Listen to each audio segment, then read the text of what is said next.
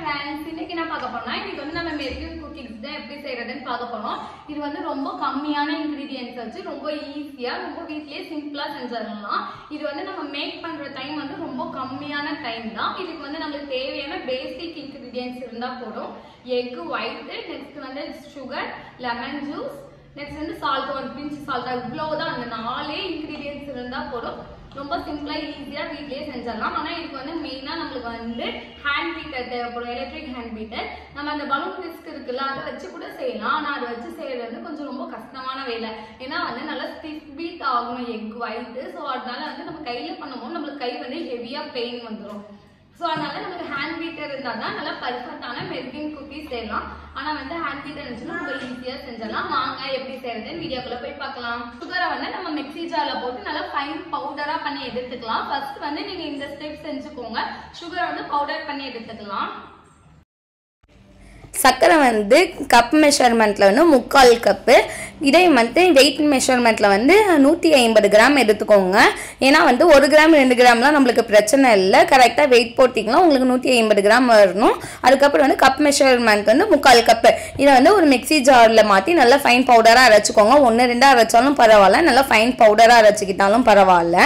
Next வந்து எக்கை வந்து எடுத்துக்கலாம். முட்டை வந்து 3 முட்டை எடுத்துக்கோங்க. நல்லா பெரிய சைஸ் முட்டையாக எடுத்துக்கோங்க. ஏன்னா வந்துட்டு இந்த ஒயிட் மட்டும்தான் நம்மளுக்கு தேவைப்படும். அந்த எல்லோ வந்து நம்மளுக்கு தேவையில்லை. கண்டிப்பாக நீங்கள் செப்பரேட் பண்ணி எடுக்கும் போது அந்த யாக் வந்து கொஞ்சம் கூட ஒயிட்டோட மிக்ஸ் ஆகவே கூடாது. அது மாதிரி எடுத்துக்கோங்க. நம்மளுக்கு 3 பெரிய முட்டை கரெக்டாக இருக்கும். சின்ன சைஸாக இருந்தால் நம்மளுக்கு 4 தேவைப்படும். ஏன்னா வந்துட்டு இது வந்து நம்மளுக்கு வெயிட் மெஷர்மெண்ட் பார்க்கும் போது 100 கிராம் வேணும். கப் மெஷர்மெண்ட்டில் வந்து 1/2 கப் இருக்க மாதிரி பார்த்துக்கோங்க. நான் வந்து முட்டை 3யுமே வந்து செப்பரேட் பண்ணி காமிச்சிருக்கேன் பொறுமையாக.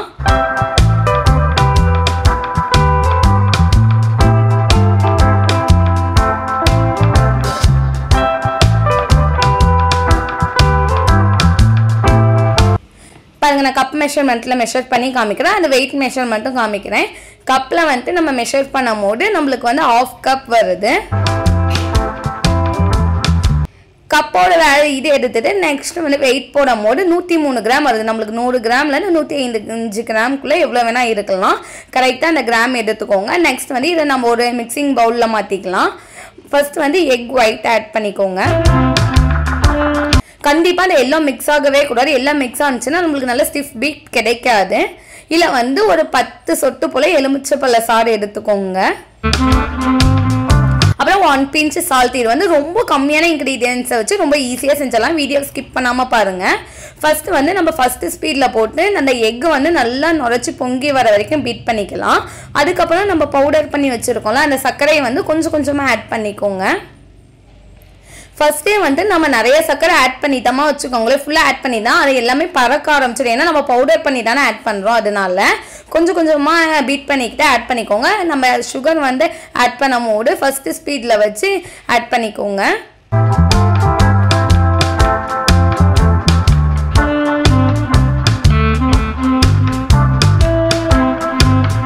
நெக்ஸ்ட்டு ஒரு ஸ்பேச்சுலா வச்சு சைடில் இருக்கல, ஏன்னா அந்த பவுடர் சக்கரெலாம் கொஞ்சம் கொஞ்சம் தெரிச்சிருக்கலாம். அதை வந்து எடுத்து விட்டு ஹை ஸ்பீடில் போட்டு நல்லா பீட் பண்ணி எடுத்துக்கோங்க. நான் உங்களுக்கு அந்த கன்சிஸ்டன்சி காமிக்கிறேன். பாருங்கள், இப்போ எடுத்தா வந்து இந்த ஃப்ளோயிங் இதெல்லாம் வருது. இப்படி வரக்கூடாது. இன்னும் நல்லா ஸ்டிஃபாக கிடைக்கணும் நம்மளுக்கு.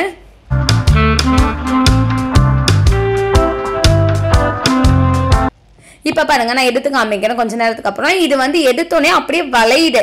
ஸ்டிஃபாக அந்த பீட் வந்து நிற்கலை. ஸோ அதனால என்ன பண்ணால் இன்னும் கொஞ்சம் நேரம் ஹை ஸ்பீடில் நம்ம பீட் பண்ணி எடுத்துக்கலாம். இது கண்டிப்பாக உங்களுக்கு வந்து 10 மினிட்ஸ்க்கு மேலே ஆகும் நல்லா ஸ்டிஃப் பீக் வர்றதுக்கு.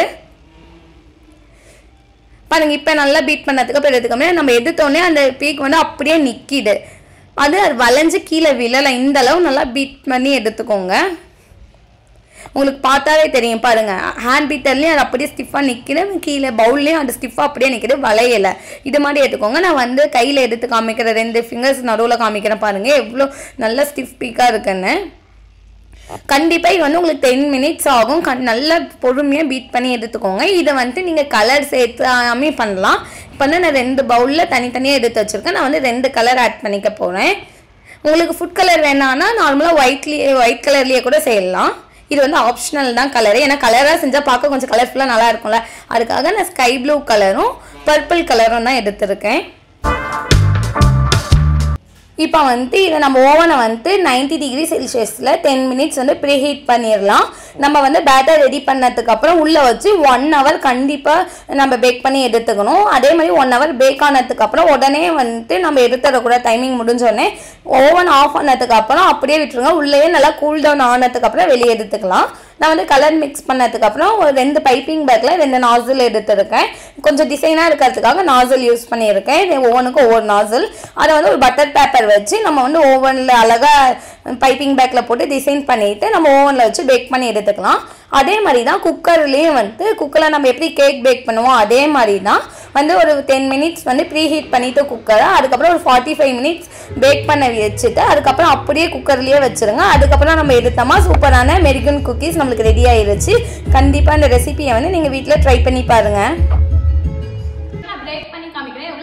பாருங்க ரொம்ப ஈஸியா மெரிகன் குக்கீஸ் செஞ்சு எடுத்தாச்சு. இது பாருங்க நல்லா கலர்ஃபுல்லா எவ்வளவு சூப்பரா இருக்கு.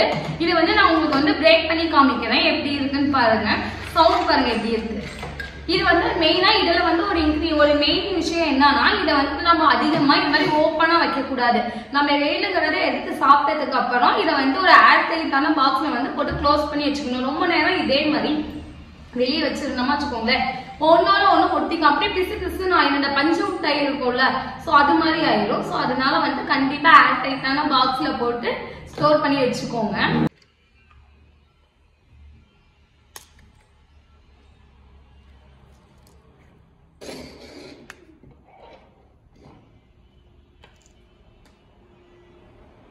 ரெசிபியா ரொம்ப சூப்பரா இருக்கும். நீங்க அப்படியே வாயில போட்டோன்னே அப்படியே கரைஞ்சு போயிடும், அவ்வளவு டேஸ்டியா இருக்கும். கண்டிப்பா இந்த ரெசிபியை வந்து நீங்க வீட்ல ட்ரை பண்ணி பாருங்க. ட்ரை பண்ணி பார்த்துட்டு எப்படி இருக்குன்னு கமெண்ட் பண்ணுங்க. இந்த வீடியோ உங்களுக்கு பிடிச்சிருந்தா லைக் பண்ணுங்க, ஷேர் பண்ணுங்க, மறக்காம Aariya's home baking and vlogs வந்து சப்ஸ்கிரைப் பண்ணி சப்போர்ட் பண்ணுங்க. பக்கத்துல இருக்க பெல் ஐக்கானையும் கிளிக் பண்ணிக்கோங்க. அப்பதான் நான் போடுற வீடியோஸ் எல்லாமே உங்களுக்கு நோட்டிபிகேஷனா வரும். தேங்க்யூ.